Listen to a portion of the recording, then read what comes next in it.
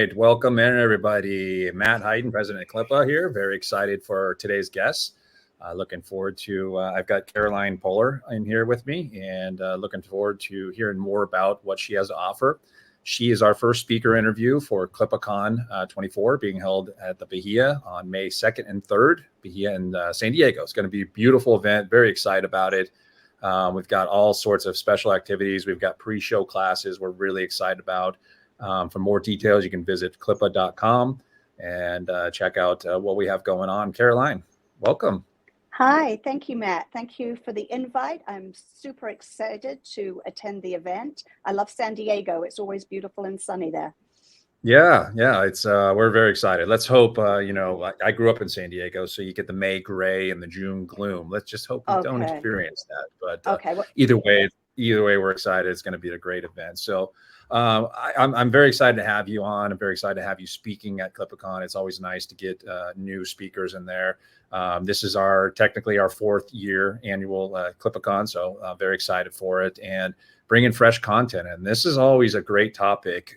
Let's have you just kind of talk about yourself. Just tell us about yourself. I know you've been in the industry since '96. Yeah. That's so you know something about this industry, which is great. So just tell us a little bit about yourself. For sure. Well, I originate from England, obviously with the accent.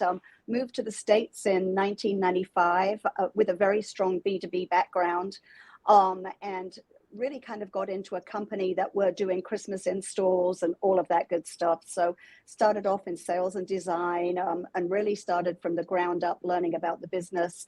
I did take a break after 10 years and then came back 10 years ago. So I have about 22 years of actual physical work in the industry, in install, take down, and all of that good stuff.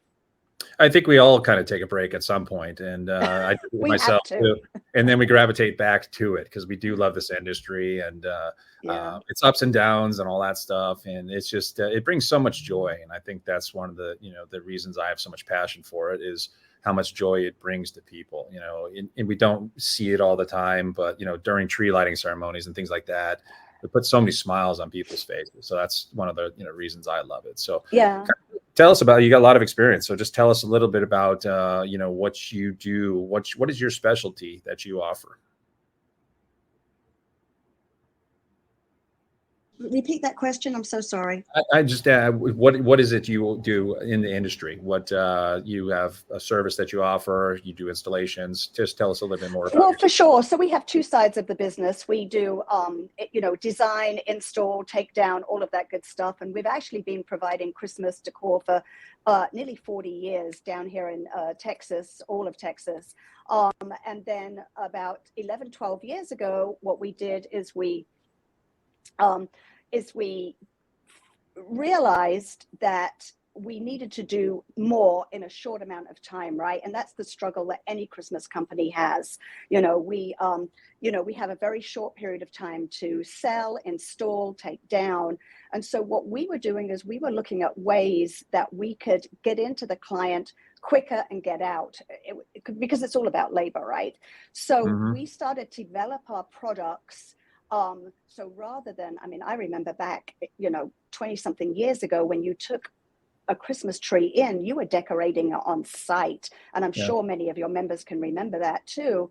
And it just wasn't time effective. So we had to start looking at ways of developing that we weren't doing that. And, at one time we were decorating trees and wiring everything on. And then when they came back to the warehouse, we were putting plastic bags over them and storing them. Well, again, many of your members know, it takes up so much space. So we were trying to figure out how we could take our product, box it, and then rack it and stack it, so we could put it on shelves. And so over about a 4 or 5 year time period, we developed what we call the tree in the box system. So everything that we did was pre-decorated, put in boxes, which was both storage boxes and delivery boxes, if you like. The same boxes were used when the product came out, and once it came back to the warehouse, we could stack it on the shelf again. And we realized that we were able to take on so many more customers because of this. And then what happened, other people in the industry were seeing what we were doing and saying, hey, I think you're onto something. Yeah. We're interested in buying your products. So about 11 years ago, we started our wholesale business where we're now shipping pre-decorated decor all across the US and Canada. Yeah. Yeah. It's beautiful stuff. And I know how to Thank put it you. in the box because I watched your video this morning. I got to, Oh, I saw your video on the website, and thank you. I got to see the demonstration on how to put it in the box. And I was amazed. I was like, oh my gosh, that thing is going to fit in that box. And sure, it fit in the box. Yeah. So Yeah. very cool video. I do appreciate that on your site. So Thank you. yeah, you guys have really neat designs. What can they expect? You know, you've got a 45-50 minute session that you're going to be up on stage talking to the audience. What can our attendees, what's going to expect from you in your conversation without giving away the farm? I don't want you to, you know, go into your whole thing, but No, let's just give some teasers. What can they expect at CLIPA Con 24 this year? Well, for sure. So first of all, I'm not there. I mean, obviously, you know, I'm wearing a Seasonscape shirt. That's who I, you know, work for. But what I really do with my presentations, I try and bring a lot to the table in a short amount of time. And sometimes I still have more to say, so I have to hold back a little bit. But I will cover everything from, you know, why even get into the interior decor business? I mean, I'm sure many of your members only do exterior lighting, but why? Why do you need to look at that? Why would that possibly be good for you? And then where do you start? You know, do you, purchase all the stuff from catalogs and build it yourself? Or do you go to market every year and try and guess, you know, how many items that you're going to need, how many 12-foot trees, how many 48-inch trees, and how many ornaments? Or do you go to a service like us that offers pre-decorated? So I kind of cover all of the pitfalls, the pros and cons about all of those things. And then we will talk a lot about selling. You know, how do you sell interior to a client? A lot of people go, well, I can sell lights on a tree or lights on a building, but if I go into a hotel lobby, I don't know where to start. So I will cover like the conversations that you're going to have with the client. What does that walkthrough like? We will touch on pricing and contracts, certainly cover that. We will talk about if you decide to produce it yourself, what kind of space do you need and how will you do that? We cover a little bit about install, takedown, scheduling, storage, running crews, staffing. So I feel like we touch a little bit on everything. I feel like there's some really good tips there for people that have never been in the interior world before. And I hope to give more tips for people that maybe are interior, but of things, you know, it's kind of like lessons learned, if you will, Matt. Well, it sounds like we got to get you some more time. That's a lot of stuff to cover in 50 minutes. So I'm sure you'll figure it out. You've done several talks. You've done several, interior decor talks. So I'm sure you'll figure out how to condense it into 50 minutes and just hit those bullet points. And then you'll be available throughout the event if people want to come by and say hi and talk to you and get more information, I'm sure. And exactly. And that's the whole point. It's you know, let's look at all these pieces. But I'm there for the 2 days. If people want to have an extra chat or if they want to call me anytime, I'm very passionate, just like you, Matt, about this business. And I love to see companies grow because it helps us all in the industry. So I do a lot of consulting with companies and I really enjoy it. I'm just going to chat with you just because I like the accent. I just want to, it doesn't matter what we're talking about. I just love the accent. It's great. Oh, thanks, Matt. Appreciate that. So what would you say to a lot of people? They get intimidated by, all the stuff you're talking about here, walking into shopping centers, walking into malls, and they see, the decor. Oh man, I love to do that. But they get so intimidated by it. For me, we do commercial installations in Southern California.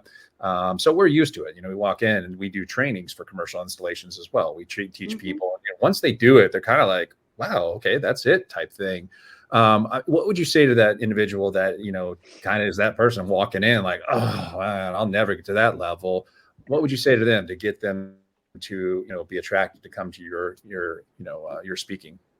Well, I would say start slowly and start small. If you've never done an interior commercial job before, you're probably not going to go take on a mall the first year, right? So you're going to look for clients that, are maybe a little bit easier to do, right? Like, a hotel lobby, for instance, where they want some exterior lighting, but they want some decor in, certain areas of the property or a Class A building. And don't take too much on the first year. Grow your business slowly, because what we encourage is 3-year contracts, right? So you're going to get RMR, every year, and you can build up your contracts from there. So you can really kind of start to gauge on what you can do every year, dependent on your staff and how you're going to run them.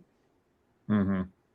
So you guys, in all your interior decor and the stuff you guys do, you guys are pushing for contracts with the clients? Absolutely. Absolutely. The interior world, and I will, talk a little bit on this at the presentation, the interior world and interior customers, hotels, building lobbies, building campuses, corporate offices, they're very, very used to 3-year contracts. And the beauty of those is that you are hooking a customer in for a 3-year contract. So you can kind of see what your reoccurring revenue is going to be over those 3 years. So there's not many people that do interior that do year to year or sell the product alone. Got it. So you guys have the products that you sell. You have the trees, the tree in a box. It's beautiful. They're beautiful. I mean, I saw it, and it's so full of ornaments and looks great. You guys do installations. You have another division, installation division. Correct. Seasonscapes runs as a separate company, and then there's another company that does, installs, and we just happen to provide them with the decor. Any residential or just commercial? We don't do residential. Well, maybe 2 or 3%, but they're usually attached to a client that is a commercial client. So maybe it's the CEO that wants us to do his house. But residential for interior is a whole different ball game, because you are entering somebody's private space rather than a commercial building. And there's lots of things to take into account for that. I'm not saying you shouldn't do it, but we've just made a decision over the years that that's not our sweet spot for us. Yeah. Well, let's talk about that, because I did have somebody recently that asked me at one of our trainings is, hey, I've got a lot of clients that want, interior in their residential. And I mean, for me, I was initially like, ooh, stay away from that type thing. And, but your trees are so simple. If it's just setting up a tree, I wouldn't push somebody to be like, oh yeah, you can put garland in a staircase and do this and this. You are right. You're in their private space. So for me, that just kind of, it's almost crossing a line there. But what are your thoughts on that? You had mentioned something about like, oh, you're in the private space. So what are your thoughts on if somebody were to ask you like doing that stuff? What would you say? So first of all, I have a lot of wholesale clients that do sell to residential. So our product does work perfectly in. And if you choose to do it yourself, I mean, that's fine. I think that we've just over the years, we did residential for many years, probably about 10 to 15. It wasn't like a 50-50. It was probably like a 25-75 is, what we did before. But we found that you can be so liable for things.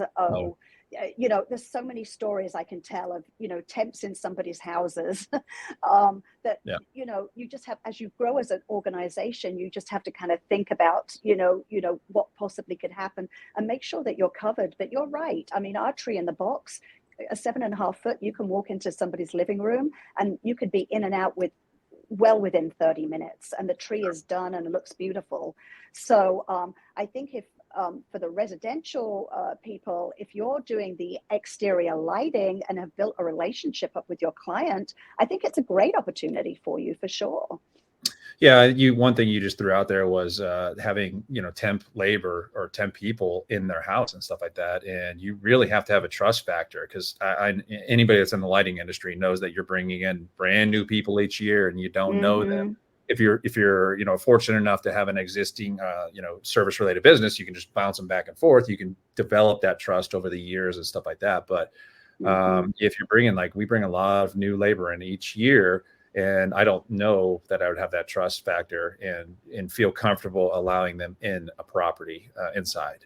So I'm sure you can attest to that. Anything else beyond that, just beyond individuals going in that house? Anything else somebody should be aware of and really think about before they jump into doing interior for residential? Something they should be like, maybe I don't want to do that. Well, it's also the liability. And I'll give you a scenario that happened to us probably close to 20 years ago. We were in a very large, beautiful home, and we had somebody slip on a ladder and break something that was extortionately expensive. Wow. And, we had to, we're insured and things, but it's things kind of like that you have to think about. If you're putting a very large tree into a house and you're setting it on a marble or a wood floor, you have to think about what equipment are you taking in there to put that tree up in a lobby, right? Maybe it's a 12, 14, 16-foot tree.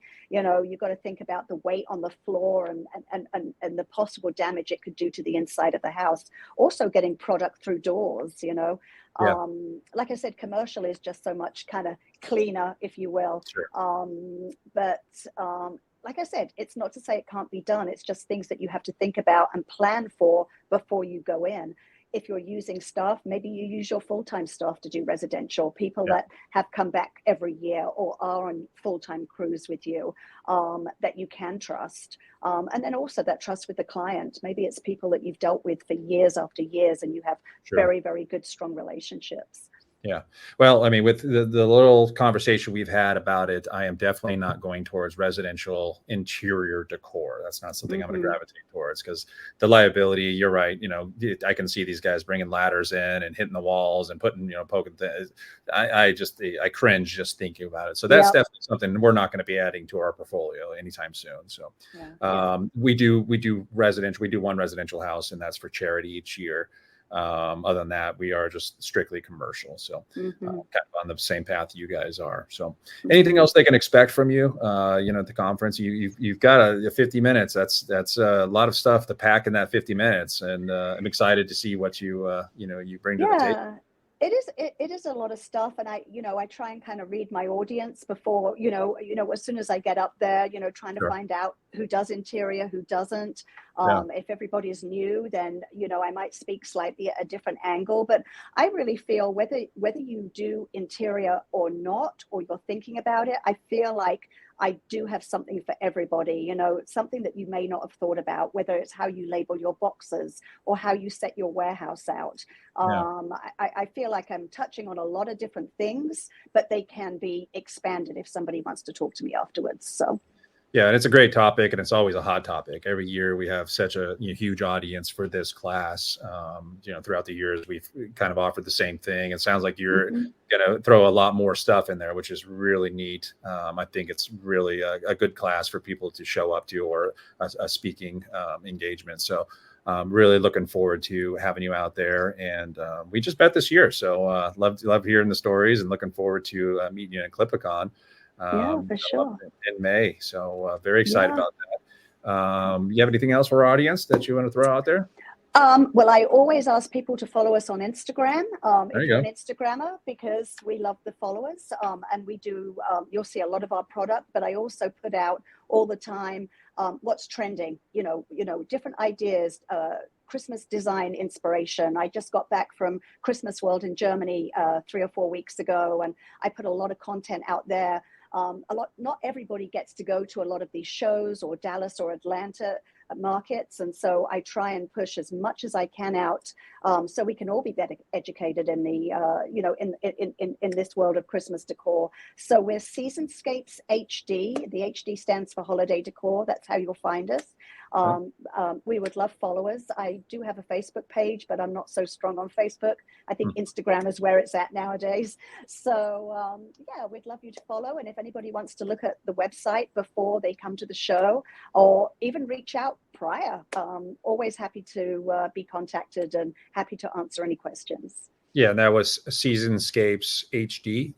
Correct. That's right, Matt. No dash, nothing or anything like that. No dash. No. Okay. Yeah. So we can actually, we'll throw that up on the screen here, so people can definitely follow you. So looking forward to it. Again, thank you very much. I appreciate you coming in, and I'm looking forward to hearing you speak. There we go. We got it up there right now. So you can follow her on Instagram. I'm sure she's got some really cool stuff on there. Looking forward to it. We've got CLIPA Con March. March. We're in March, almost in March. May 2nd and 3rd, San Diego, the Sahara.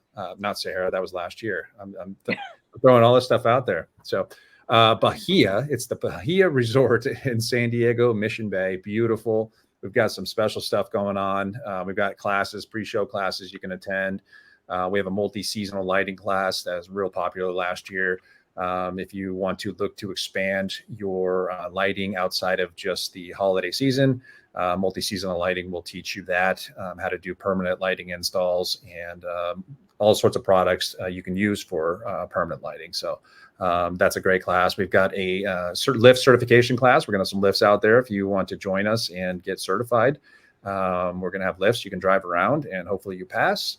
Ryan Lee is actually doing something this year really cool. We partnered up with Ryan Lee, Landscaping Live, and he's going to be doing a landscape training, landscape lighting. Very excited. We took that last year. It's a phenomenal class. If you're looking to get into the industry of landscape lighting, highly recommend Ryan Lee's class. It's going to be a great class. And Chelsea and I went out and did that last year, and it was amazing. A lot of good content with that. And then Chelsea herself is going to be doing another commercial sales boot camp. So send your sales reps to that one. That's going to be that's Wednesday prior to CLIPA Con. She's going to put them on the phones. So make sure they're ready to call. They're going to cold call and try to get some commercial business and drum up some commercial stuff. So looking forward to that. So if you want any information, visit clipa.com, and we've got all the details. We've got all the speaker lineups. We're slowly putting them up there. Caroline will get you up there. We don't have you quite up there yet, but Lois is going to work on that, and we'll get you up there. So we are looking forward to the events, and thank you again. Thank you for your time, and looking forward to seeing you in May. Yeah, me too. Looking forward to meeting all your members. I think it's going to be a great 2 days. Yes, it will be. Thank you very much. Have a great day. You're welcome. Thanks.